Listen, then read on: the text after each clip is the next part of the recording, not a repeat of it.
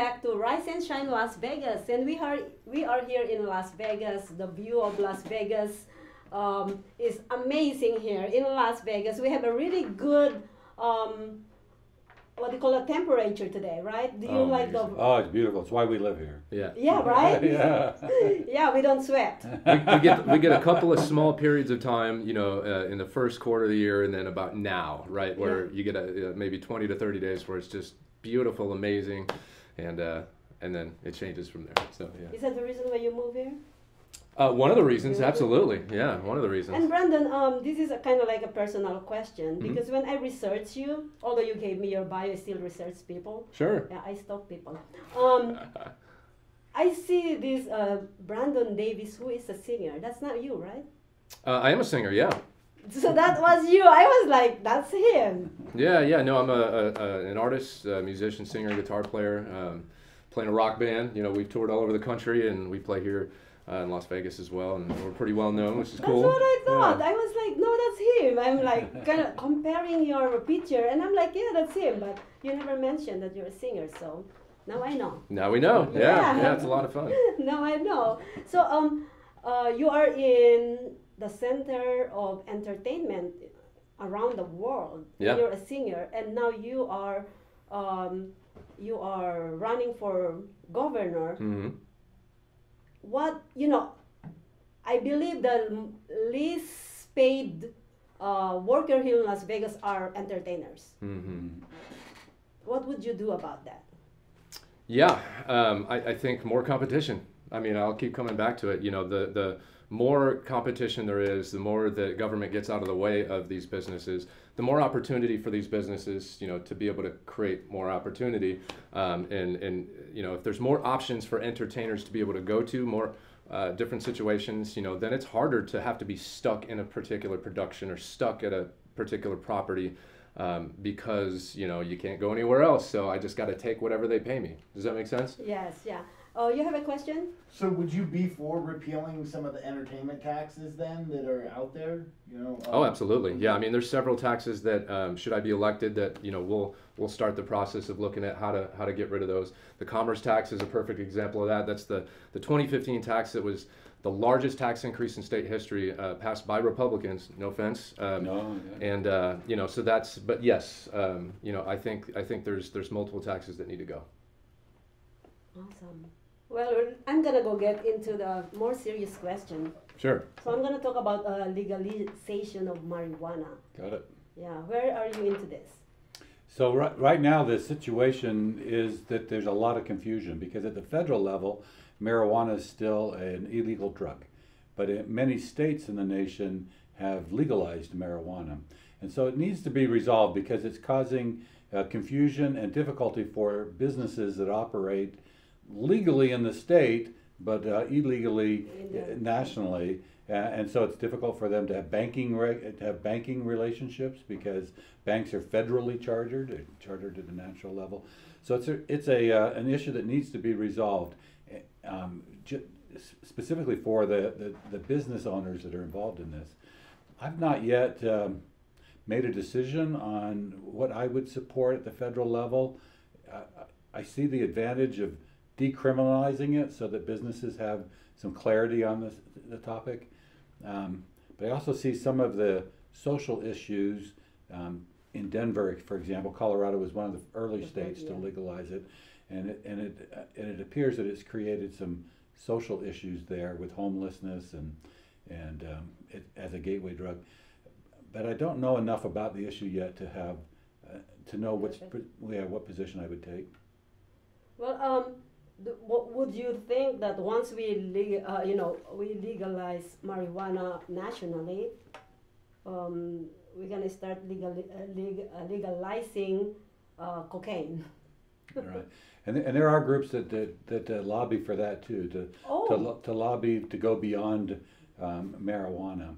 Wow. Now, generally speaking, I believe the federal government should stay out of it, and most issues should be settled by the states and by the people.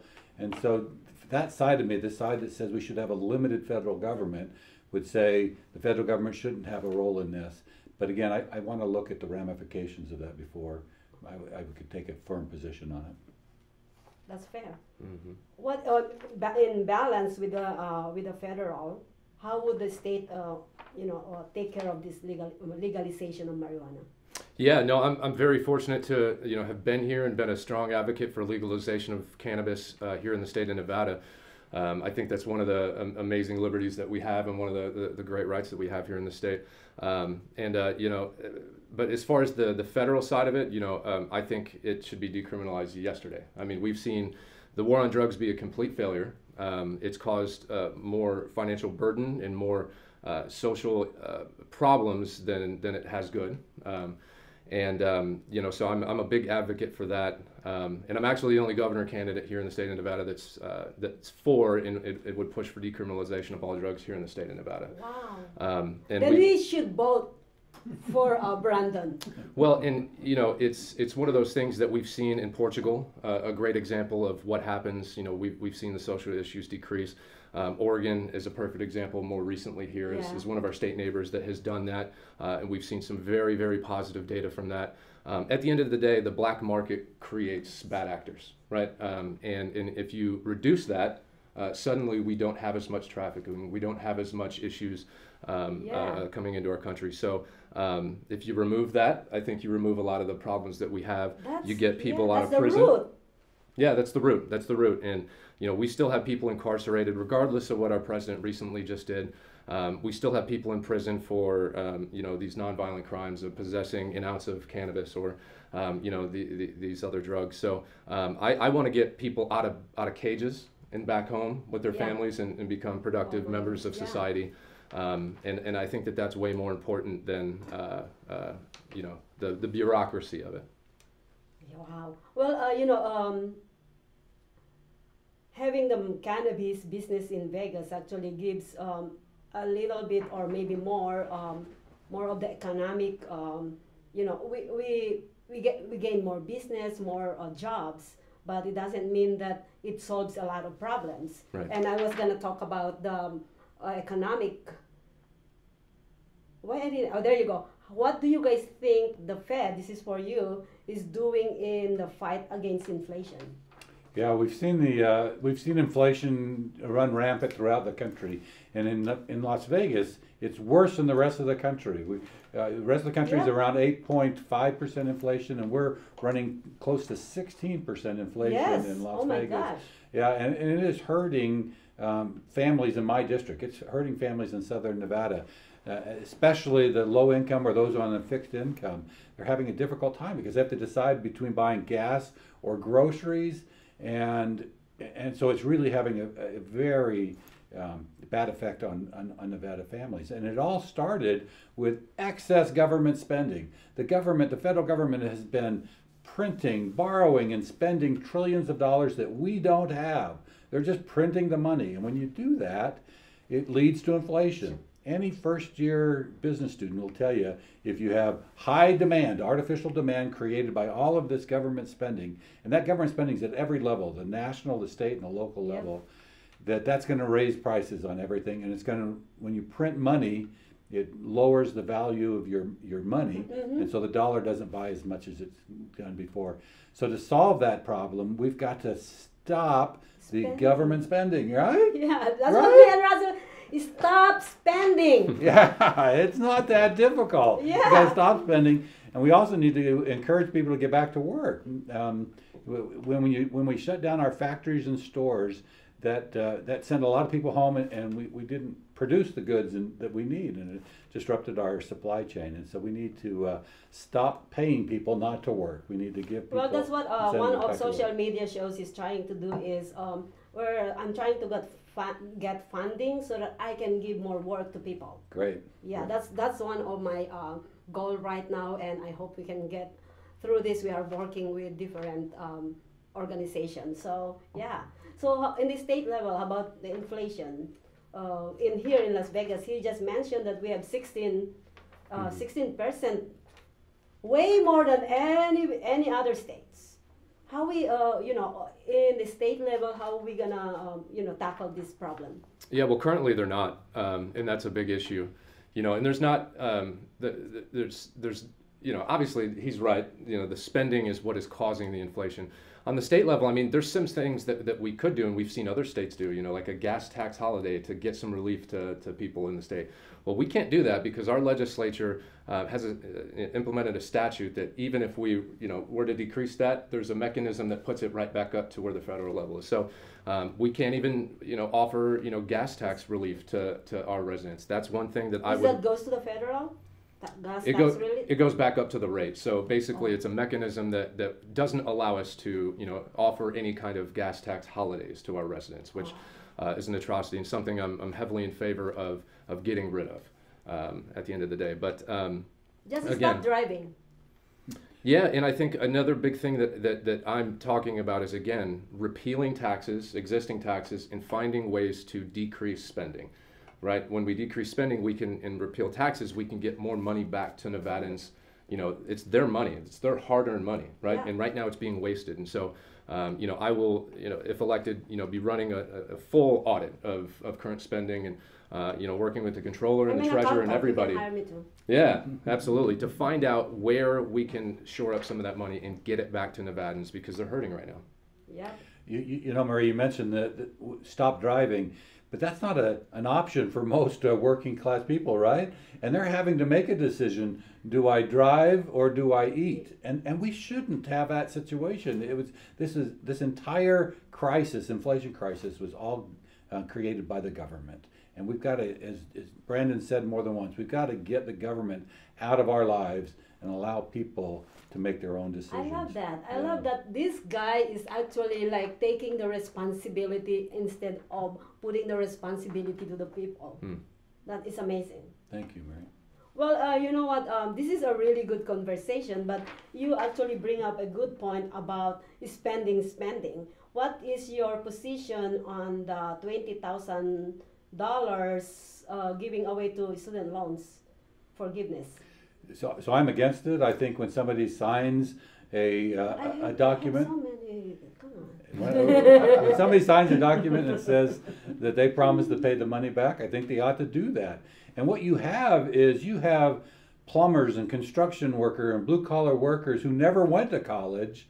They're going to have to pay back the loans of these people who did go to college and who are making, a couple could make up to $250,000 a year, and a plumber's paying off their student loan.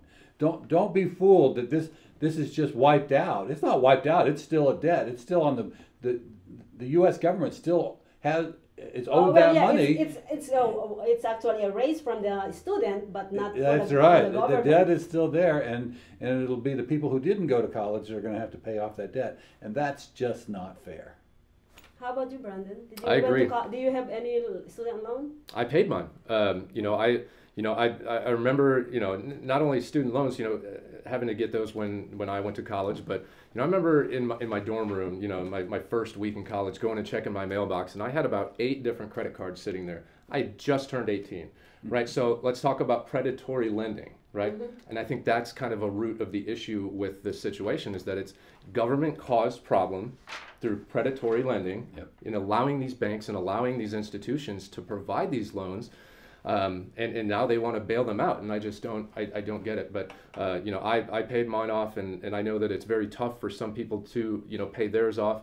But again, I don't think the government should be in the business of picking winners and losers, and that's what we're doing right now. Is we're saying you're cool, but you're not. You know, and I think that's atrocious. It's awful. And you know, I think that we need to look at the root of the issue, and again, it's the predatory lending that we need to fix, and the costs that these universities charge, right? Yeah. To be able to go. It's becoming, Why is there no caps on that? You know, we're Yeah. talking about caps on free markets and businesses of what they could charge, Yeah.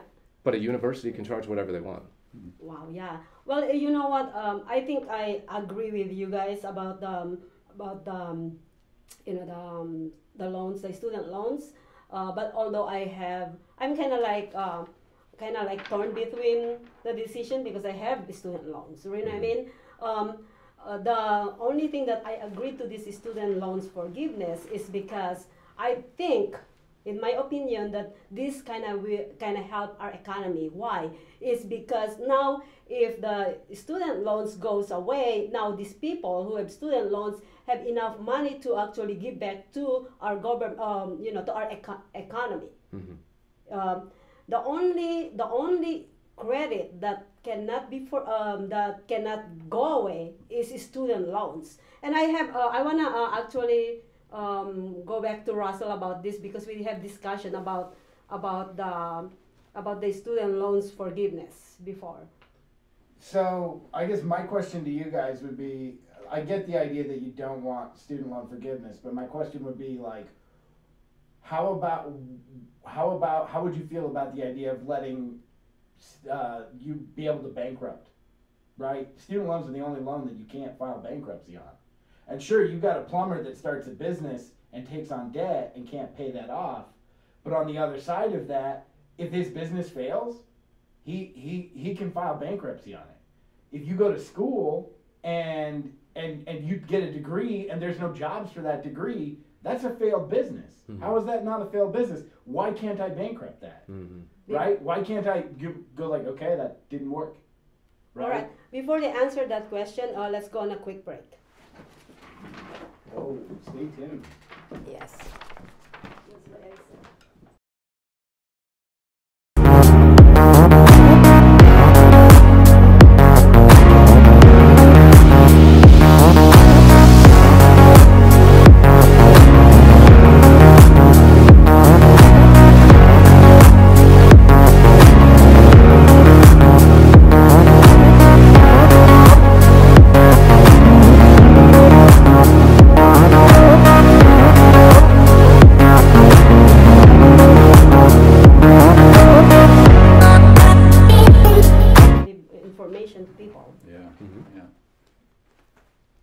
Welcome back to Rise and Shine Las Vegas. Oh my gosh, I think my most favorite topic is about these student loans. It's because I brought my son to college. I actually sent him to college. I think he has student loans, but it has been forgiven with Le Cordon Bleu, right? Le Cordon Bleu. Yeah, but that was a lawsuit that got that. Yeah, well, yeah, because they started making us a business. You're right. A lot of schools actually. But anyways, and then my daughter is in the University of Nevada right now, and I don't know how she is running her own financial system. She's very smart. She's smart like me, by the way. And I don't know how much loans that she has right now, because I cannot afford it, right? But I know she's gonna be able to pay it without the student loans. She's like, Mom, I don't need the student loans. I don't need you to take care of my student loans. Mm-hmm. That's what she told me. But anyways, so let's get back to Russell's question. Yeah, so my question was basically how do you guys feel about the idea of being able to at least put them under bankruptcy? So I understand the question, Russ, and it's should you be able to discharge your student loan in bankruptcy? But it really doesn't solve the underlying issue. You mentioned that if a business fails, they can file for bankruptcy. Well, if there's a university or a college or an education institution out there that is issuing degrees, and those degrees are worthless because people can't get a job, they can't get a job that pays sufficient to pay off their student loans, then maybe those universities and colleges and educational institutions should not be authorized to give student loans. That's the root of the problem. Mm-hmm. The root of the problem is you have these very expensive universities charging outlandish tuition charges, and then the student is stuck with them. We need to fix the root. And you don't fix the root by canceling the debt or allowing people to take care of with bankruptcy. You fix it by fixing the core problem, which is those institutions. Mm-hmm. Brandon? Yeah, same. I mean, I'm always about going at the root cause of the situation, which is what we both have talked about. Yeah, I mean, as far as allowing for bankruptcy, again, what that looks like, as long as it doesn't come back on the taxpayers, I'm for it. But again, like you said, it doesn't fix the cause and the root, but obviously the people that are hurting now. And it's so interesting because you've got these colleges, the Southern, Idaho, College of the whatever, name some long name that's just created. And I've known people that have went to these online, smaller type of universities and gotten a marketing degree or a business degree, and that they can't get a job, and they're $30,000 in debt, and it's an interesting thing. So I think again, talking about the root is the education right, side of things, you know, the financial impact side of things. I think that there's a lot of ways that we should be teaching our kids coming into college about the importance of knowing what you're getting into, knowing what this is, and then just not allowing predatory lenders to prey on these kids. You know, there are universities out there who have hundreds of billions of dollars in their endowments, and those endowments earn interest every year. Maybe those universities, if their students aren't able to earn enough money to pay off their loans, maybe it's the university that created all that debt should pay off those loans from their endowments. And those endowments, by the way, are tax-free. They're not paying any taxes on the money that's growing in those endowments. Maybe those endowments are the source of paying off their students' loans, that because their students can't earn enough to pay off their own loans. Wow, yeah, I agree with that. Well, this comes into my next question. I also have a discussion with Russell about this. We hire people, with special skills, people from other countries to come to the United States to practice their skills here. Because they went to whatever country they're from, went to technical schools out there, and then they come over here, get paid with the money that we should be getting paid if we have all the right people with the right skills. Yeah. So what I was thinking was, like, why don't we actually, like what you said, these schools create those well, they already have those education. Why don't they pay those people who would be able to get those skills and hire our own people? Am I making this clear? I'm not Not sure really. what you're asking. Remember what I was. So she's talking about the idea of import-export of labor, right? Like the idea that I can, we saw this in the early 2000s where, companies were laying off American engineers and they were going to South Korea and hiring whole teams of engineers for what cost it was. She really wants to know how, like, you balance the import-export of labor. How is it? Why is there no tariff on that labor exchange between those countries? That sort of thing. Okay, I think I understand. By the way, I am pro-immigration. I think we ought to allow people with the skills that we need in this country to come into our country legally. But we've got to stop all of the illegal immigration that's coming across our border. It's the illegal immigration that is hurting our lowest paid employees because they keep the wages down for those low, unskilled positions. Yep. So I'm in favor of immigration, but we, the American people, ought to decide who comes into our country. It shouldn't just be who's able to cross the border illegally. And we have 3.5 million unfilled jobs right now in America. And I talk to small business owners, they're concerned about inflation, but their number one concern is not finding enough people who can work. And so I'm in favor of the idea of guest workers. We hire a lot of medical workers from the Philippines. Yeah. Because we have a medical worker shortage in this country. Why don't we actually train or give education to people in the United States so we don't need to, I'm not against... So we do, but it's an individual decision. I mean, it's a decision. The government shouldn't be forcing people to go take classes. It's an individual decision. Or maybe they don't have enough money to actually get to go to school. Yeah, but there are programs that'll help funding for medical workers who will work in the public sector. My daughter-in-law will graduate from Touro University in 10 days, and she'll be a physician assistant. Awesome. And she'll work in the medical field. And so we do have medical programs out there, but we need individuals to make those decisions to get into the field. And getting a medical degree is very expensive. How many doctors we have in the United States? There's about 1 million doctors, actual doctors. So, but you're looking about seeing about 600 to 900 patients a year, based on how many times they go to the doctor. Mm-hmm. So we are shortage with all of those things. Yeah, Southern Nevada has a real shortage of medical professionals, doctors, nurses, lab techs, all of them. There's a critical shortage in Southern Nevada. Do you think some of that has to do with the barrier to entry for that? If you're going to be just a doctor, you're 12 years, right, between pre-med, med, and then doing your internship and things of that nature. It is a long process to train a doctor, right? Do you guys think that there's something in like those areas, those fields that like the government can do to help, like assist in like, you know, either reducing the barrier to that training or? 100%. Yeah. I mean, right now we see that there's not reciprocity. So if somebody wants to come from Tennessee or from other you know, states and come to Nevada and be able to work, they have to go through the licensing process again. So one of the biggest things that I've been talking about in our campaign is just occupational licensing reform to make it easier for the transfer and you know, increasing reciprocity. There's 32 states in the United States right now that offer reciprocity, right? And Nevada's not one of them. So I think that there's so many things that we could be doing to make it easier for nurses to get here, right? Because Nevada's an amazing place to live, and if we could say, hey, person in Louisiana or Illinois or, you know, New York or wherever it is, come work here and, you know, enjoy, you know, the fruits, the weather and everything, and you don't have to go through the licensing process again. I think that's a huge advantage, right? Mm-hmm.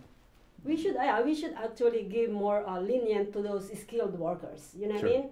Transferring wherever. What do you think about that? I agree. I mean, what Brandon's talking about, and the common theme of this interview has been getting government out of our lives and getting government out of the way. And that's his solution, is get government out of the way. It's a government regulation that's causing these problems. Well, let's go and get those votes.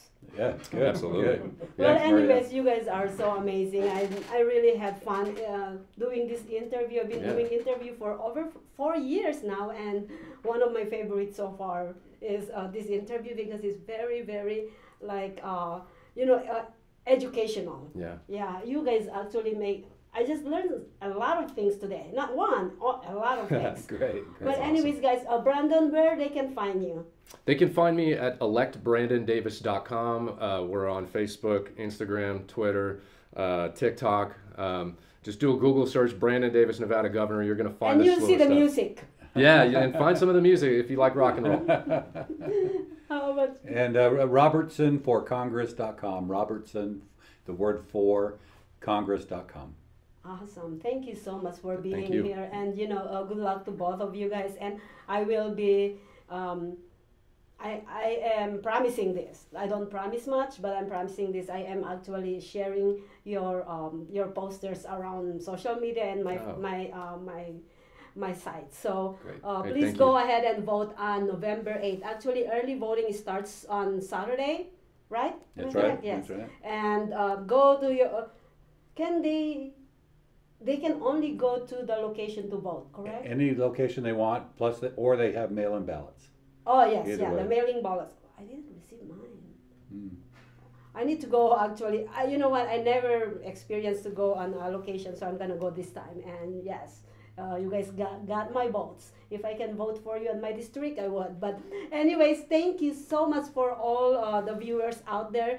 I hope you guys learned something new about our candidates and about every problems and issues that we have in our country, and hope you guys are the same, have common goal as us to fix all those problems. And we will see you guys again tomorrow. We're gonna have another guest tomorrow on Rise and Shine Las Vegas. You guys have a wonderful day.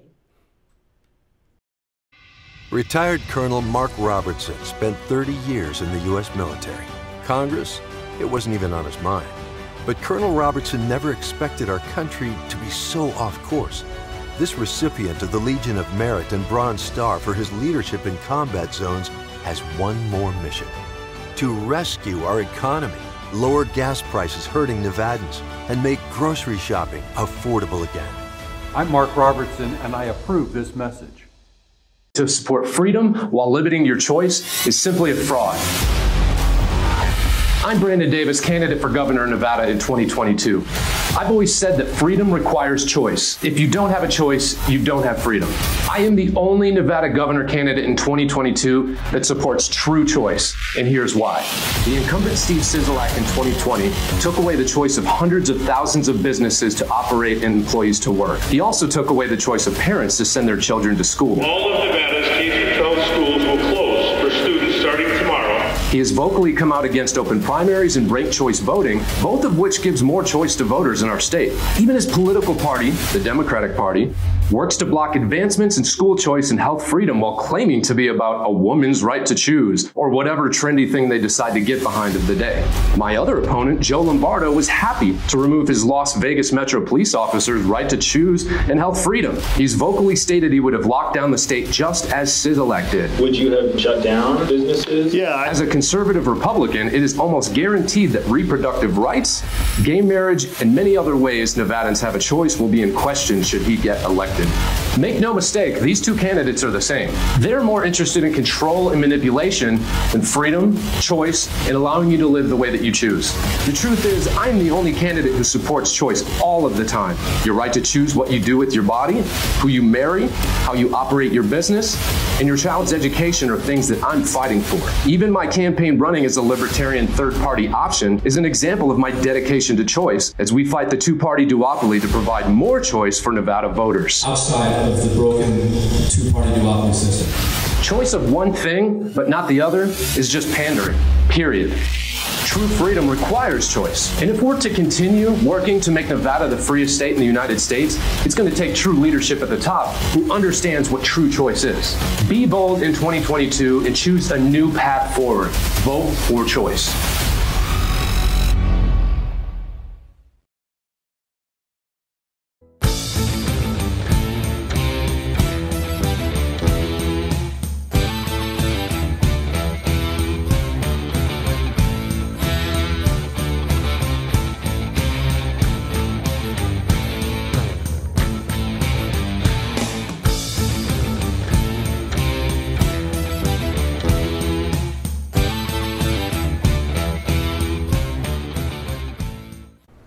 Welcome to social media shows.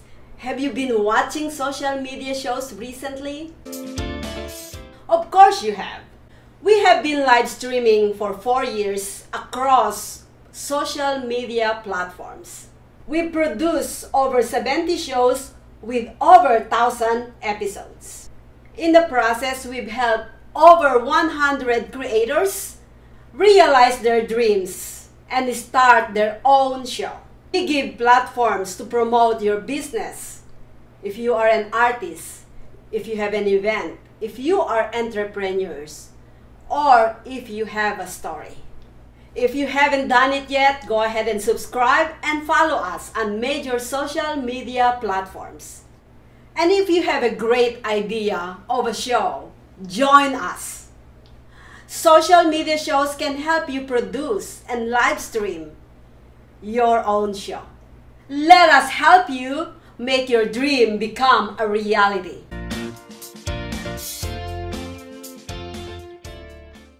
Hello everyone, this is Joseph Skoda with Social Media Shows. Well, I thank all of you for your support through these last several years, and it's been a lot of fun. We've given people a voice they never had before. Now, Social Media Shows is always collaborating with our veterans to help them do things and help out the veterans who are struggling today. And we teamed up with GI Connections, connecting veterans with resources. So please consider helping and donating to this great cause because we're always doing things for veterans. So GI Connections, Social Media Shows, and you is what makes the world a better place. Once again, Joseph Skoda, proud United States Air Force veteran.